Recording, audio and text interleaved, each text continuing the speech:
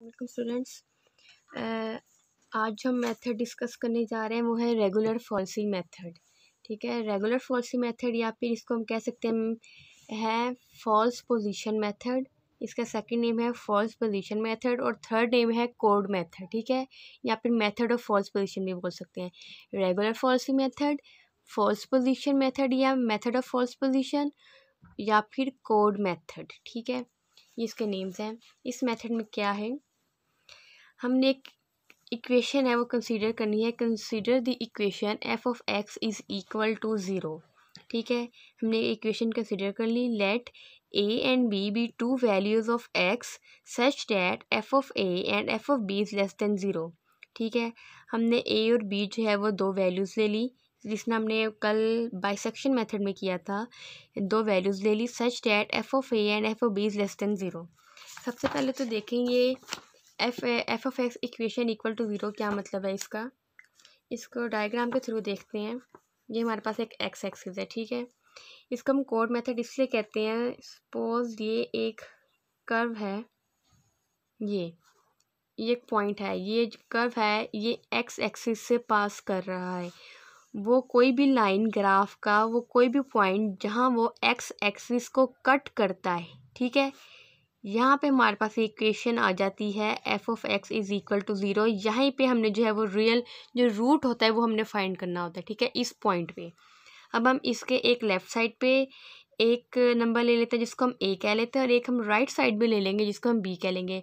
और जाहिर बात है, इनमें से मैंने जब यहाँ पे कह दिया है f of a and f of be less than zero, क्या मतलब है, बोथ हैज़ ऑपोजिट साइंस। ठीक है, इसमें से या तो ए पॉजिटिव हो सकता है या तो नेगेटिव हो सकता है, और बी पॉजिटिव हो सकता है या नेगेटिव हो सकता है। ठीक है ना, मैंने एक पॉइंट ले लिया यहाँ पे ए, ठीक है, और एक पॉइंट मैंने यहाँ पे ले लिया बी, जिसको मैंने यहाँ पे बी कह दिया। ये ए ले लिया और एक बी ले लिया। ये हमारे पास था ओरिजिन। यहाँ पे फंक्शन बना हमारे पास, फंक्शन की जब मैंने वैल्यू पुट की वो आ गई एफ ऑफ ए, और यहाँ पे आ गई b and f of b. ठीक है, तो इस पूरे को मैंने, इस पॉइंट को मैंने बी का नाम दे दिया और इस पॉइंट को मैंने ए का नाम दे दिया। इसी तरह हम कह सकते हैं कि अगर ये इस तरह आती, ये कर्व इस तरह आती और इसने यहाँ पे जो पॉइंट इस एक्स एक्सिस को मीन्स कि इसने यहाँ पे इस पॉइंट पे यहाँ पे कट किया ना, तो हम कह देंगे कि ये जो एफ ऑफ एक्स है तो तब यहाँ पे ज़ीरो होना था। जब इसने इस ग्राफ की लाइन ने जब यहाँ से एक्स एक्सिस को कट किया तो यहाँ पे हमारे पास जो रूट होगा वो हमारे पास रूट यहाँ पे लाई करेगा, मींस इस पॉइंट पे f of x equal to zero होगी। अगर इसने ऐसे कट किया तो हमारे पास यहाँ पे जो वो रूट होगा वो लाई करेगा। या फिर हम कह सकते हैं अगर तो ये ऐसे करे तो मीन्स इस पॉइंट पे हमारे पास रूट होगा। ठीक है, ये हमने इसके रूट फाइंड कर लिए, इसलिए हम इसको कहते हैं कोड मेथड। ये होगा इसकी डायग्राम।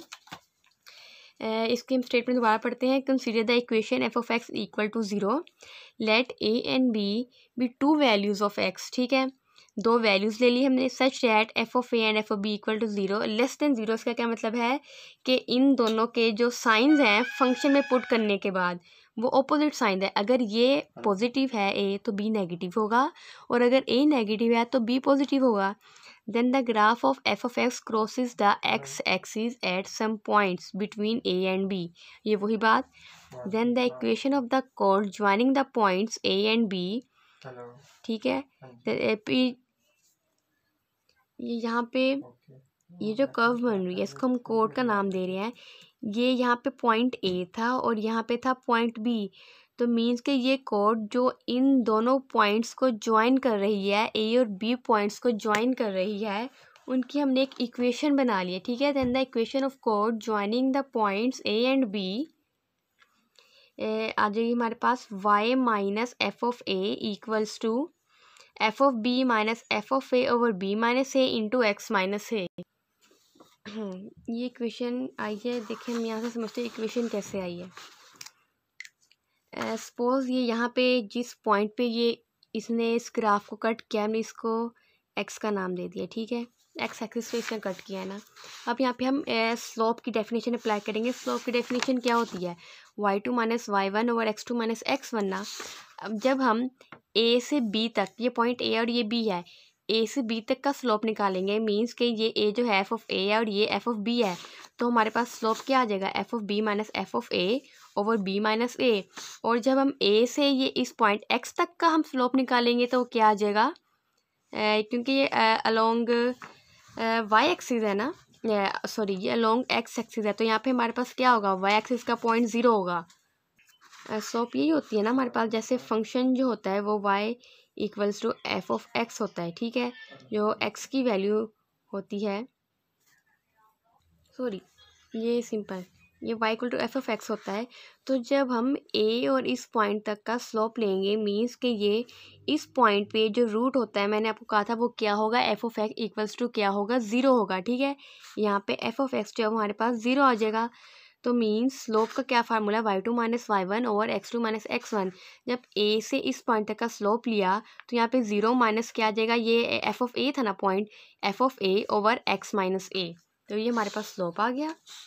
इसी तरह ये हमारे पास इक्वेशन बन गई। यहाँ से इसको जब हम यहाँ पे ले जाएंगे,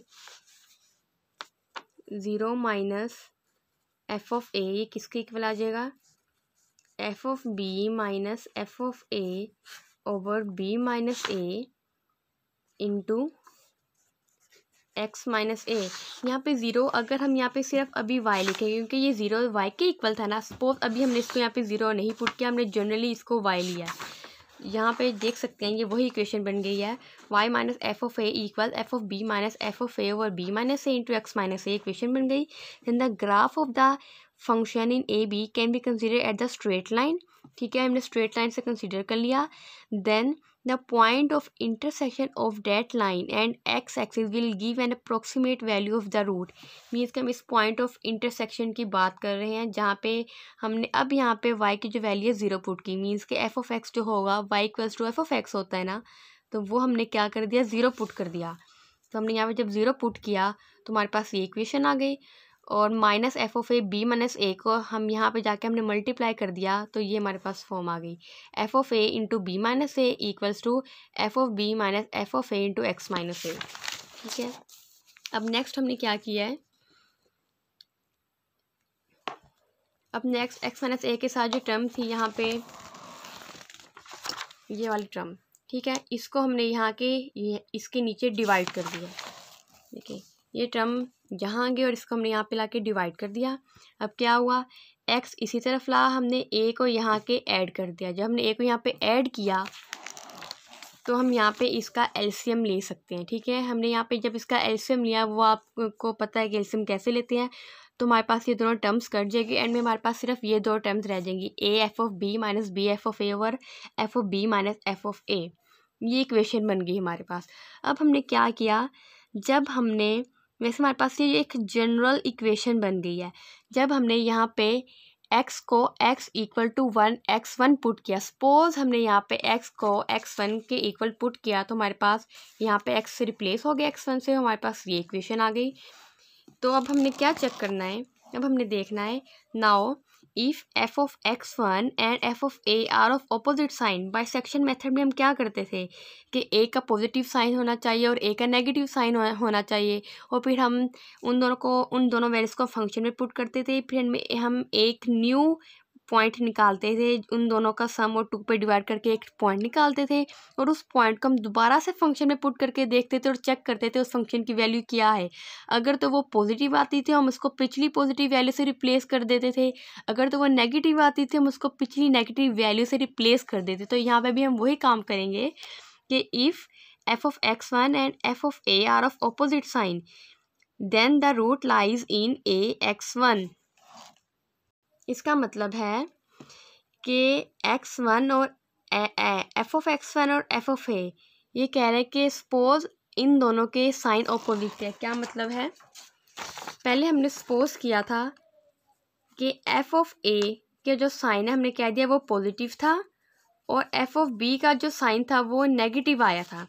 अब हमने जब x1 पॉइंट पुट किया, ठीक है, और उसको जब हमने फंक्शन में वैल्यू पुट की तो सपोज वो भी हमारे पास नेगेटिव आ गई, तो हमने क्या किया, अब x1 को इससे रिप्लेस कर दिया, क्योंकि ये भी नेगेटिव थी ये भी नेगेटिव आ गई, तो हमने पिछली नेगेटिव वैल्यू को रिप्लेस किया। तो अब हमारे पास क्या आ गया, एफ ऑफ ए पॉजिटिव आ गया और एफ ऑफ x1 एक नई वैल्यू आ गई जो कि नेगेटिव आ गई, उसने b को रिप्लेस कर दिया। तो वही बात कर रहे हैं, if f of x1 and f of a are opposite sign, दोनों ऑपोजिट साइन के है ना, ये पॉजिटिव हो गया और ये नेगेटिव हो गया, then the root lies in a x1। तो रूट अब कहाँ लाई करेगा, a और x1 में। पहले कहाँ लाई कर रहा था, a और b में, अब कहाँ लाई करेगा, a और x1 में। So replacing b by x1 we have the next iteration. तुम्हारे पास एक नई आइट्रेशन आ जाएगी जिसको हमने x2 का नाम दे दिया, x2 इक्वल्स टू, अब हमने b, ऊपर b था ना, b को हमने x1 से रिप्लेस कर दिया, तो ये आ गई। इसी तरह अब हमारे पास न्यू आ गई x2। अब हम x2 को भी जैसे हमने x1 को फंक्शन में पुट करके चेक किया था, x2 की वैल्यू हम फंक्शन में पुट करके चेक करेंगे और फिर साइन देखेंगे कौन सा रिप्लेस कर देंगे। इसी तरह and so on the process be repeated till the root is found to the desired accuracy. इसी तरह हमने इटरेशंस करते हैं जब तक हमें जो हमारा डिज़ायर्ड आंसर है वो ना मिल जाए। ये है हमारा रेगुलर फॉल्सी मेथड या फिर फॉल्स पोजीशन मेथड या फिर कोड मेथड।